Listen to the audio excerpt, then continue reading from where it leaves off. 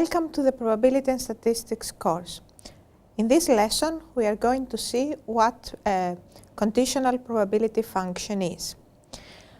We are going to see to define the conditional probability function and see how we can calculate it. And also, we are going to see again independence of two random variables. So we have that the conditional probability function of x, given that the random variable y has taken a value and the conditional probability function of y given x has taken a value, is given first for x here and for y here. Let's see what exactly it is. So we can find conditional probability function of x when we know that y has already, we have observed for y a value, and it is equal to the joint probability function of x and y divided by the marginal distribution of y. And this can be calculated for every x in R. Also, for y, we can calculate the conditional probability function of y given x equals some value x, and this is equal to the joint distribution function of x and y divided by the marginal distribution function of x for every y in R. We see here that the function is a function of y, and this is a function of x.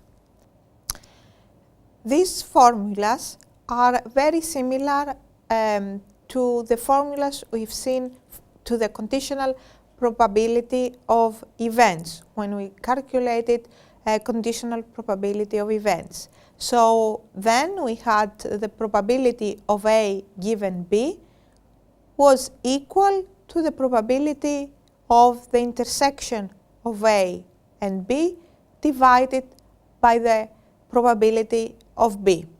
Here we see the similarity. It's the function, the conditional probability function of x given y is the joint divided by the marginal of y. Let's see an example how we can calculate conditional probabilities. We have the experiment of rolling two dice, and random variable x will be the maximum of the numbers on two dice. Random variable y is the sum of the two numbers, and we have here that the joint probability function of x and y is given in this table, and the marginal ones we have calculated in our last lesson here.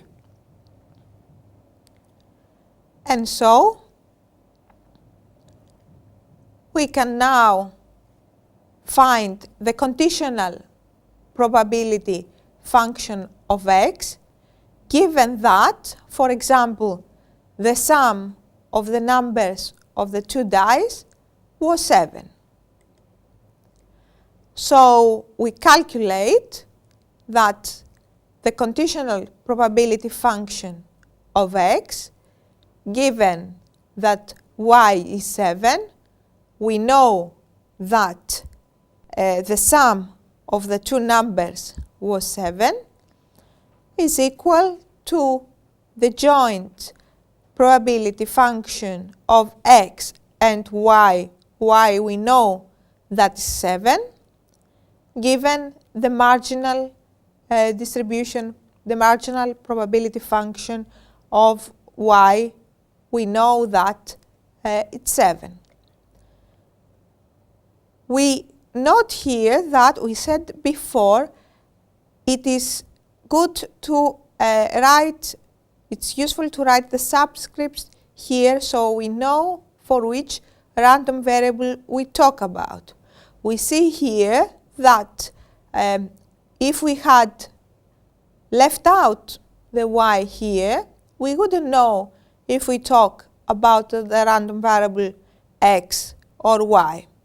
So we see why it is so important that we show every time for which random variable we talk, especially when we have more than one random variables. So this is the joint probability function of x and y and 7, and this from our previous table we can read that is 6/36.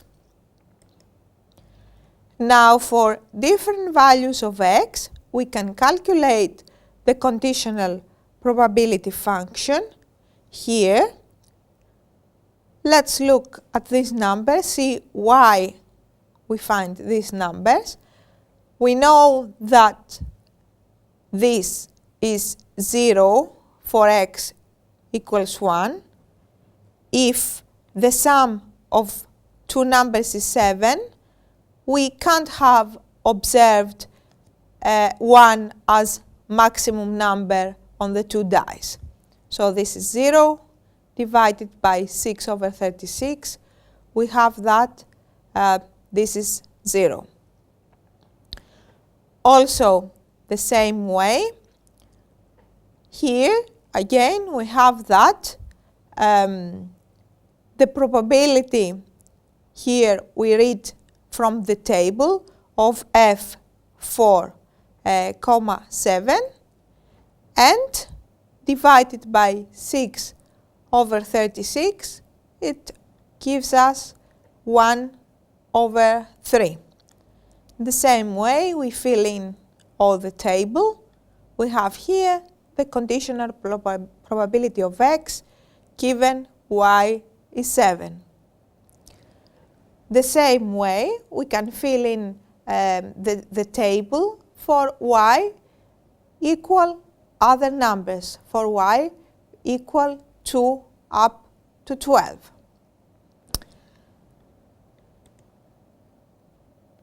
Now another example, a continuous case we have here.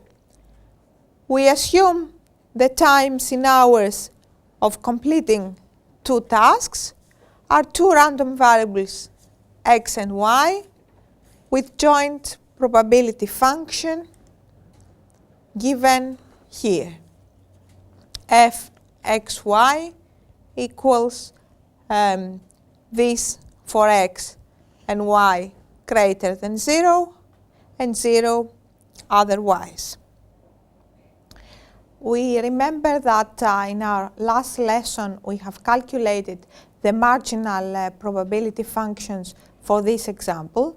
I am going to write them down so we remember what they were.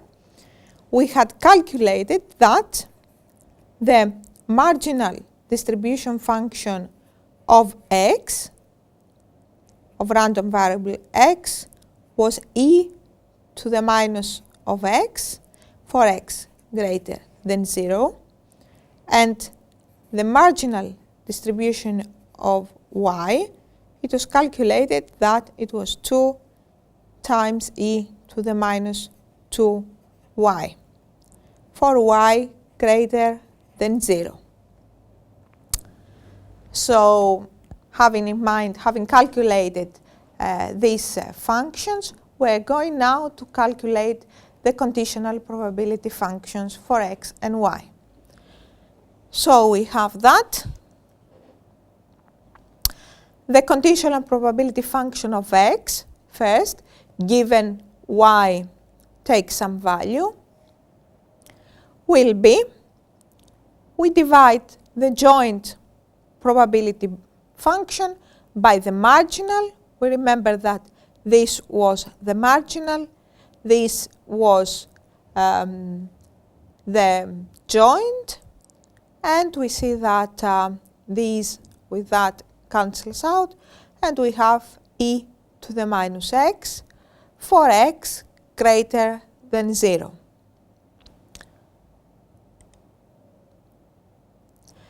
The same way, the conditional probability function of y given x is, we put here the marginal distribution function of x, e to the minus x, and we see here that to calculate it is 2 times e to the minus 2y for y greater than 0. Now we are going to see again when we have independent random variables. We saw last time that I write down again that independent two random variables are said to be independent if their joint distribution function equals to their marginal ones. This should be small x's and small y. This is capital. This should happen in order for two random variables to be independent. Now we are going to see how using the conditional distribution function when we can say that two random variables are independent. So we have that two random variables x and y are independent if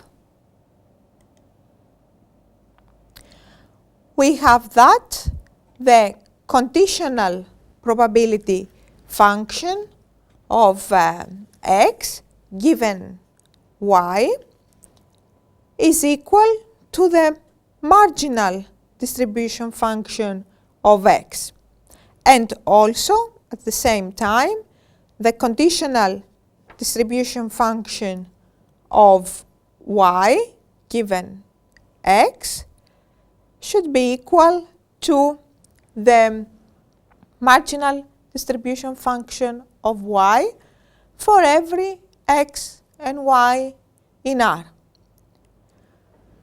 What this tells us is that actually the same as when we're working with events, the fact that we know that the random variable x has taken a value doesn't change the probabilities of y.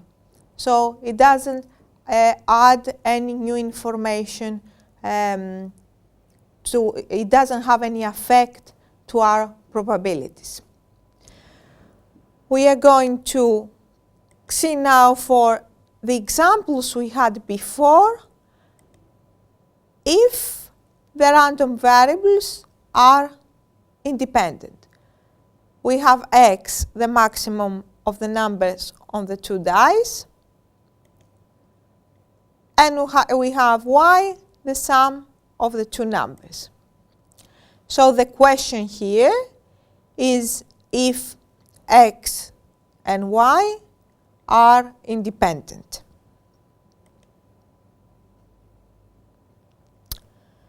Now, from before, we have calculated the conditional distribution function. We know that it takes this values here.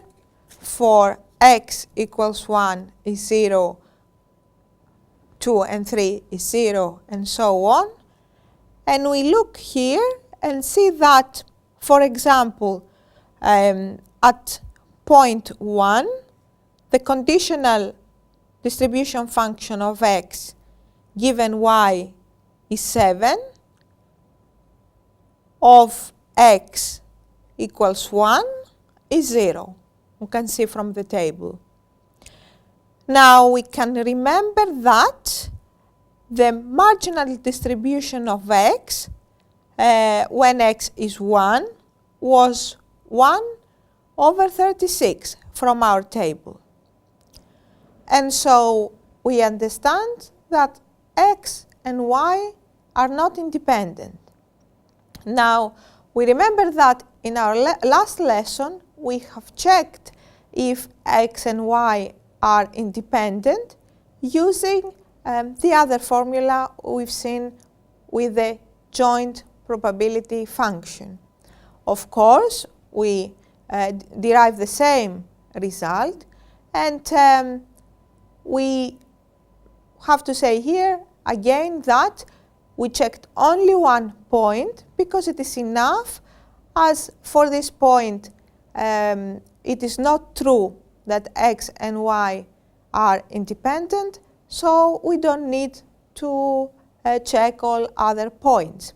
In the case that they were independent, we would need to check that the formula stands, it's true for all points in our table.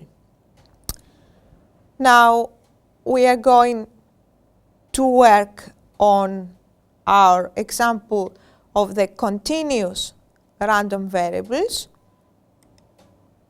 They had joint probability function given here, and we are going to see if they are independent.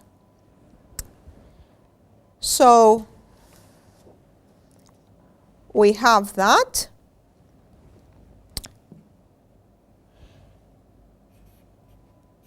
The conditional distribution function of x given y, we have calculated that is e to the minus x, and the conditional distribution function of y given x equals x of y equals, we calculated this before, this for x greater than 0 and this for y greater than 0. And so now, comparing with what we know, the marginal distribution function of x given here and the marginal distribution function of y given here, we have that. This is actually equal to the marginal, and this is equal to the marginal. This is true for x greater than 0. This is true for y greater than 0.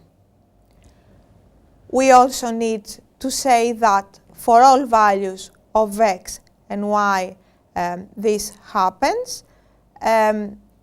So we can see that in this case, again, the formulas we found here,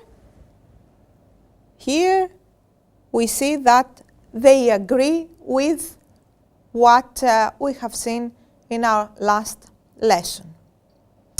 Now we are going to work on another example. We have that. We suppose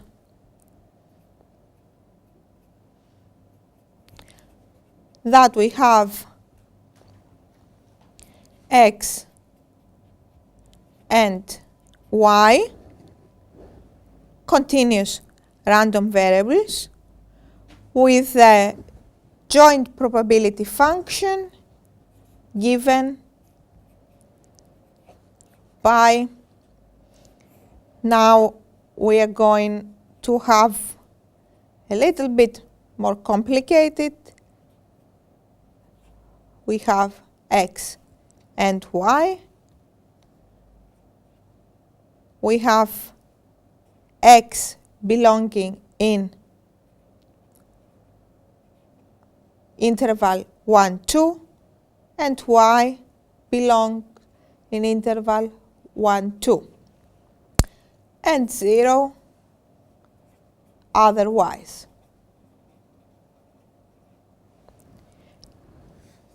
Now, we said that for this example, we are given a joint probability function. As we said before in our lessons, this joint probability function should, the integral, the double integral on both variables should be 1. Let's check it if this is really a probability function. So we calculate the double integral to make sure that this is 1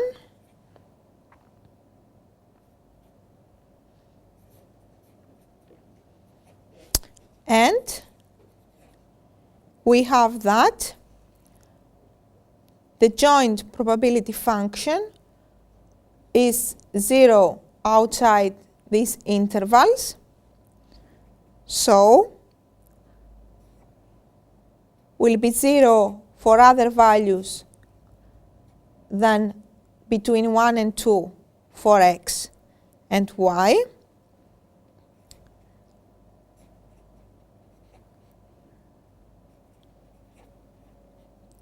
We note here that the first integral is for y, the first we find here, and the second interval, the outside, is for x. And this is equal to, we put the joint distribution function in, and we have that. This is equal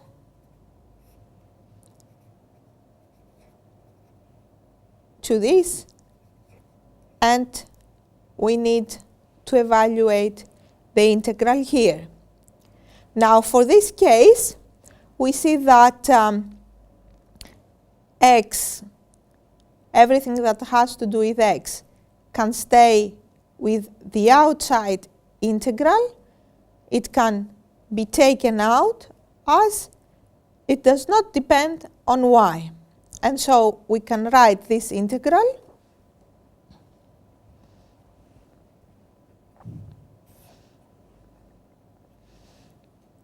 as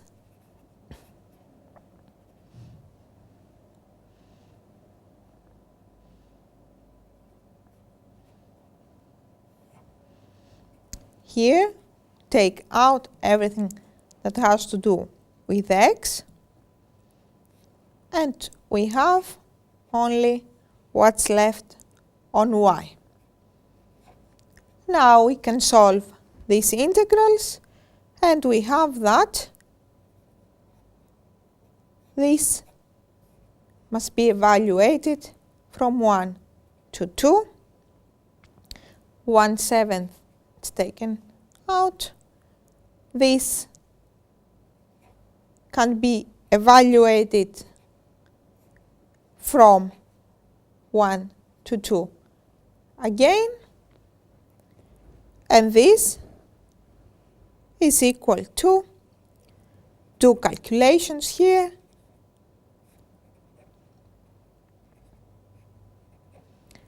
and we have that. If we do all calculations, that this should be, it is actually 1. We also see that these, as x and y are positive in these intervals, so this function is always non-negative. And so we understand that this example we see, the probability density function, the joint probability density function for this example is valid. Now, the question we're going to ask is if x and y are independent. In order to see if they are independent, we have to calculate the marginal probability functions. So we have that f of the conditional probability of x given y will be equal to f the joint divided by the marginal of y. So we need to evaluate the marginal of y the same way we'll need to evaluate the marginal for x. And we have that the marginal for y, we have to take the integral of the joint on x for values of x. We know that the joint is 0 outside 1 and 2, so it will be non-zero only for values of y between 1 and 2, and we have that this now y does not depend on x, so it can be taken out of the integral, and we evaluate this integral here, which is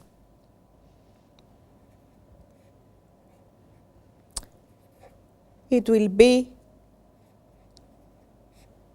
x to the third divided by 3 from 2 to 1. We can evaluate this, and we find that this is 8 divided by 3 times y to the third. We see here, as expected, this is a function of y. When we calculate the marginal distribution functions from the joint, we expect to have the variable that for which we are calculating the marginal. So also the same way, we are going to calculate for y and see if x and y variables are independent. We are going to calculate the marginal distribution of x as well. So of random variable x, we have that. Now the integral will be on y for values of y, and we have that. Again, this will be 0 when y is outside 0 and 1, interval 0 and 1. So it will be equal to the integral here, and we have that. We need to evaluate this integral. we can take out again when we have integrals, we have variables inside an integral depending on another variable, we remember that we can treat it as a constant. We can take it out of the integral. And so here we have that, this can be evaluated. We write that. And we need to calculate this integral now. And we find that it is equal to this. We need to evaluate it for these two numbers. And we find that this, after some calculations, is equal to this. Having found the marginal distributions of x and y, we can now calculate the conditional distributions of x given y and of y given x. So we have that the conditional of x given y of x is equal to the joint divided by the marginal, which is, if we substitute here the joint and the marginal, we have that this will be 3x squared divided by 7. We remember that the marginal of x is this, and so we have that this is equal to the marginal of x.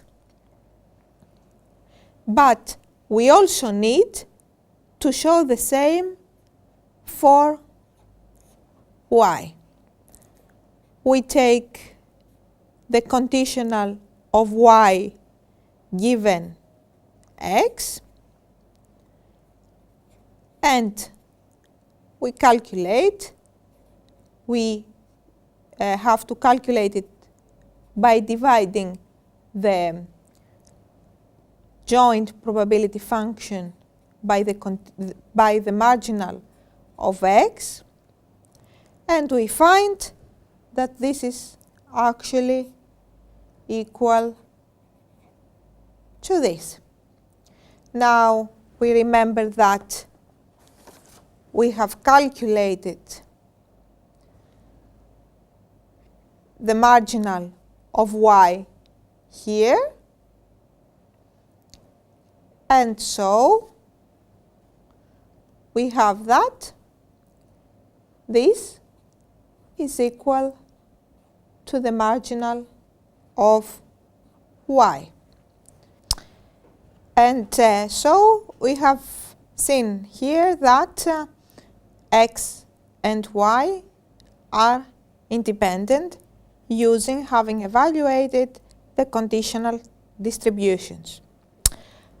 We note here that when before we calculated these integrals, here the limits should be from 1 to 2, as this is where this is non-zero. If we do the calculations, we are going to reach this result. Now, with this example, we have seen we had the joint probability function. We calculated the marginal functions of x and y. We calculated the conditional functions of x and y, and so we showed that x and y are independent.